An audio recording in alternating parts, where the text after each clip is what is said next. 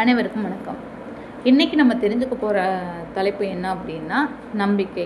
நம்பிக்கைங்கிற headline மூலமாக நான் சில விஷயங்களை நான் ஹேண்டில் பண்ண கேஸ்லேருந்து நான் தெரிஞ்சுக்கிட்ட விஷயங்களை மக்கள் நீங்களும் தெரிஞ்சுக்கணும் அப்படிங்கிறதுக்காண்டி தான் நான் இந்த ஹெட்லைன் கொடுத்து நான் வந்து ஷேர் பண்ணுறேன். இப்போ இது மூலமாக நான் என்ன சொல்ல வரேன் அப்படின்னா, நம்பிக்கை வந்து நம்ம பக்கத்து வீட்டுக்காரவங்க மேலே கூட நம்ம வச்சுக்க மாட்டோம். நம்ம குழந்தைங்கள வந்து விட்டுட்டு போனோம்னா அவங்க நல்லா பார்த்துக்குவாங்களா, சேஃபாக இருப்பாங்களா அப்படின்லாம் நமக்கு நல்லா தெரிந்த நபர்கள் மீதே நம்பிக்கை வந்து வைக்கிறதுக்கு வந்து கொஞ்சம் லேட் ஆகும். ஆனால் சம்டைம்ஸ் வந்து யாரோனே தெரியாத நபர்கள் மீது நம்ம நம்பிக்கை வைக்கிறோம். எந்த மாதிரி இடங்களில் அப்படின்னு சொல்லி பார்த்தோம் அப்படின்னா, நம்ம இந்த ஒரு சப்போஸ் கூட இந்த வீடியோஸ் பார்த்ததுக்கப்புறம் கூட வந்து நம்ம அப்படின்னு கூட உங்களுக்கு தோணலாம். எப்படி அப்படின்னா, நான் பார்த்த கேஸ்லேருந்து நான் தெரிஞ்சுக்கிட்ட விஷயத்தை வந்து நான் உங்களுக்கு ஷேர் பண்ணுறேன். அதாவது ஒரு உடல்நிலை குறைவால் ஒரு மருத்துவமனையில் நம்ம சேர்ந்துருக்கோன்னு வச்சுக்குவோம். நம்மளோட குழந்தை நமக்காண்டி கூட இருக்காங்க. அப்போ நமக்கு நியரஸ்ட்டில் யாராவது ஒரு ஃபேமிலி ஒரு ட்ரீட்மெண்ட்காண்டி வந்திருக்கலாம்.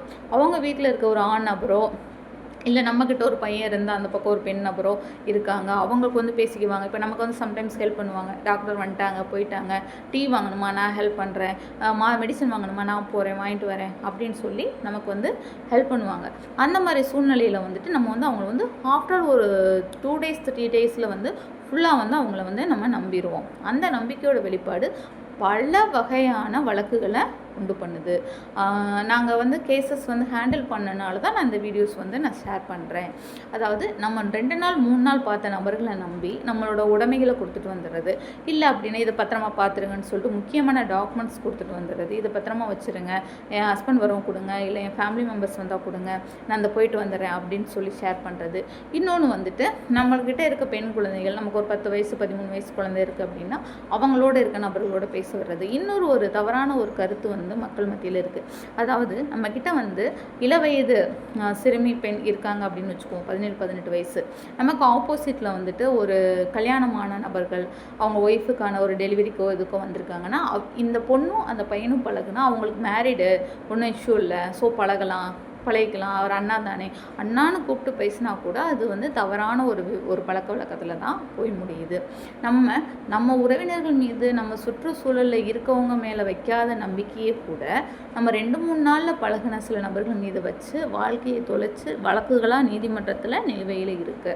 இது வந்து மருத்துவமனையில் இருக்கலாம், இப்போ நம்ம போகிற கோயில் விசேஷங்களில் இருக்கலாம், கோயில் திருவிழாக்கள் 2 நாள் 3 நாள் தங்கியிருக்க இடங்களில் இருக்கலாம், இல்லை நம்ம வெளியூருக்கு போகிற கோயில்களில் அங்கே ஏற்படுற பழக்க வழக்கங்களில் இருக்கலாம். ஸோ அதனால் நம்ம நம்பிக்கையை யார் மேலே வைக்கணுங்கிறது இருக்குது. நம்ம வந்து சிறிது சந்தேகப்பட்டால் கூட நம்மளை காப்பாற்றிக்க முடியும் அப்படிங்கிறத ஒவ்வொருத்தரும் மனசில் வச்சுக்கோங்க. ஸோ அதனால் நம்பிக்கை என்பது வந்து ஒரு முக்கியமான ஒரு விஷயம், ஒரு பெரிய ஒரு விஷயம். அதை நம்ம யார் மேலே வைக்கிறோம், எந்த மாதிரி சூழ்நிலையில் வைக்கிறோம் அப்படிங்கிறது இருக்குது.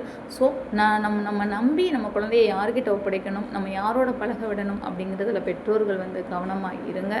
நம்ம சந்தேகப்பட்டோம் அப்படின்னா நம்ம வந்து நம்மளை வந்து காப்பாற்றிக்கலாம் அப்படிங்கிறத உங்கள் குழந்தைக்கும் நீங்களும் நல்ல விதமாக தெரிஞ்சுக்கோங்க. என்னோடய வீடியோஸ் பிடிச்சிருந்தா லைக் பண்ணுங்கள். வேறு ஏதாவது தகவல் வேணும் அப்படின்னா கமெண்ட் பாக்ஸில் கமெண்ட் பண்ணுங்கள். தேங்க்யூ.